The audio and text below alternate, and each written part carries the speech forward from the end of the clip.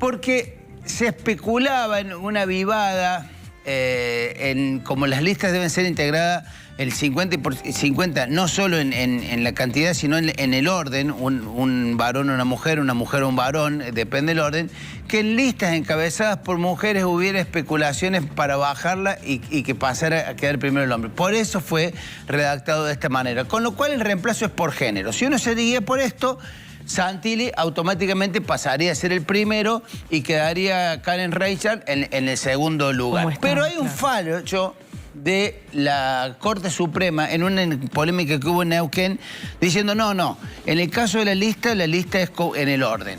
En ese caso dicen en la Libertad Avanza que están dispuestos también a pedir que se corra Karen Reichert para que Santilli quede primero. Ahora, la boleta está impresa así. Acá, como la vemos así, está Esper y Reichert, inclusive está la foto. ¿Van a tener los bonaerenses esas boletas en el cuarto oscuro? Bueno, esa es la gran duda, porque hay que imprimir 18 millones de boletas y casi 14 millones de electores. Se imprime entre un 15 y un 20% más por problemas, errores, que el elector se confunde, entonces se le da un reemplazo de la boleta única que se entrega en la mesa. Y hasta acá lo que hizo saber el juzgado electoral con competencia, el juzgado federal electoral, competencia electoral de la provincia de Buenos Aires, que encabeza Ramos Padilla, que es un juez con cierta afinidad al kirchnerismo, dice no, ya están impresas, es mucha guita, son más de 10 millones de dólares lo que hay que gastar, no hay ninguna chance. Pero, en definitiva, probablemente haya una apelación y deba ser en las próximas horas nada más la Cámara Nacional Electoral la que decida si ordena o no una reimpresión general de boletas, una cosa que, insisto, deberíamos saber entre hoy y mañana, o queda la boleta así y, obviamente, Esper ya no es más candidato, ¿no? Bueno, gracias, Robert. Muy completa la explicación. Delia Ferreira Rubio es cordobesa, es abogada, es especialista en estos temas, particularmente fue expresidenta de Transparencia Internacional. La verdad que es una opinión calificada, así que le vamos a saludar, a contactar. ¿Cómo le va, Delia? Buen día. Buen día. Hola, buenos días, Alejandra. ¿Cómo le cae a usted con tanta experiencia y conocimiento que tiene que ocurran estas cosas a las puertas de una elección? Bueno, es lamentable, la verdad, que estemos discutiendo esto y de campañas pasadas donde todavía no está claro el financiamiento. Estamos hablando de una campaña del 19, pero me parece que la decisión del candidato a diputado ha sido correcta porque estaba perjudicando claramente a su espacio. La discusión ya no daba para más, como ustedes estaban señalando, no solo estaban sin resolver las cuestiones, sino que el diputado se contradecía en sus intentos de explicación. Primero no explicaba, después decía algo que no era correcto, la prensa informaba, él tenía que volver a tratar de justificar, más allá de que obviamente la oposición utiliza el dato para hacer una operación. Esas son las reglas, lamentablemente, en la política. Me parece que ha hecho bien en renunciar. Delia, y desde el punto de vista del elector, ¿qué sería lo correcto o lo que más podría garantizar la transparencia a la hora de votar? Porque yo imaginaba, si no se llega a la reimpresión, personas que están con sus propios problemas y su vida cotidiana, Esper se bajó, voy a buscar la boleta y Esper sigue estando en esta boleta. Digo, ¿cómo deberíamos hacer para que sea una elección transparente? Varias cosas sobre lo que estaban diciendo. El artículo del Código Electoral Nacional es absolutamente claro, no es el artículo 7. El artículo 7 es de un decreto reglamentario de la Ley de Paridad. El artículo que rige la cuestión es el 164 del Código Nacional Electoral. Cuando renuncia o fallece o queda inhabilitado un candidato, es reemplazado por el siguiente candidato del mismo género en la lista.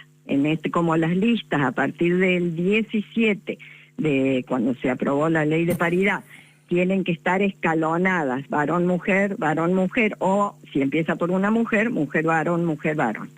Eliminan a un candidato, es reemplazado por el del mismo género que lo sigue. En este caso, el candidato número 1 era varón, Esper, renuncia, lo reemplaza el candidato número 3, que también es varón, y los varones se reacomodan en la lista, digamos. Eso no hay duda. El decreto reglamentario dice exactamente lo mismo que dice la ley. Se reemplaza por el candidato siguiente del mismo género. Sí. Y aclara que la Cámara Nacional Electoral informa el cambio en su página web. Obviamente, en este caso va a haber que informar públicamente a la ciudadanía, aunque el caso es bastante conocido ya. El caso que, sobre esto, no tengo ninguna duda. El caso que citaba su colega sobre una resolución de la Corte Suprema en el año 19 es para el caso de los senadores. En el caso de los senadores, las listas son solo de 2 personas, porque la mayoría mete 2 bancas y el que queda segundo mete una sola. Por eso, porque no son las listas completas de los diputados, digamos, las listas más largas, por eso la propia ley tiene otra solución.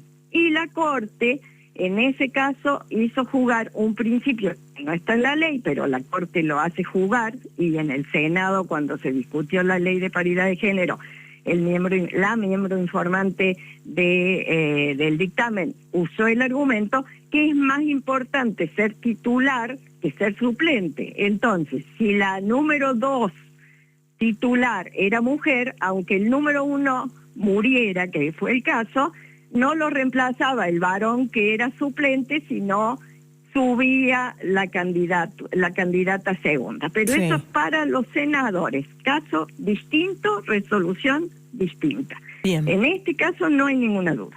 Bien. Otro tema es la boleta. Las boletas requieren un proceso largo que está regulado, con audiencias donde se presenta el modelo, donde deben participar todos los partidos políticos que compiten en la elección, y luego de aprobarla y luego de un periodo de 48 horas donde pueden presentar objeciones, queda firme el modelo y se imprimen las boletas. Creo, y no hay ninguna especificación en la ley, no hay que reimprimir ninguna boleta. No hay que reimprimir. Porque la ley no dice que hay que reimprimir ninguna boleta porque un candidato renuncie. Es más, en este caso, en la capital federal hay un candidato a diputado que ha renunciado a la candidatura, que es el hijo de Jorge Porcel, ha renunciado a la candidatura. Si ustedes buscan el modelo de boleta de Cava, sigue estando en la lista, no se van a reimprimir las boletas. Ahí está. Muy bien. Bueno, Delia, muy clara muchas gracias. en los Clarísimo. 2 aspectos, claro, más complejos. Gracias por este diálogo con Arriba Córdoba. Gracias a ustedes. Delia, una autoridad en esta materia. Che, dicho sea de paso, la campaña absoluta le falta el sprint final, ¿no? Hoy está Milei junto con el Colorado Santilli, nada menos que en el Movistar Arena de Buenos Aires, con un espectáculo... Presenta un libro y canta. Y canta. Las 2 cosas. Sí, ya se los vamos a ir contando. ¿Está para hacer fiesta de la situación? Me parece que no tanto, ¿no? Veremos en qué modo. No me parece, bueno. Bueno, vamos a tomar contacto con las calles de la ciudad, con la noticia, con los móviles.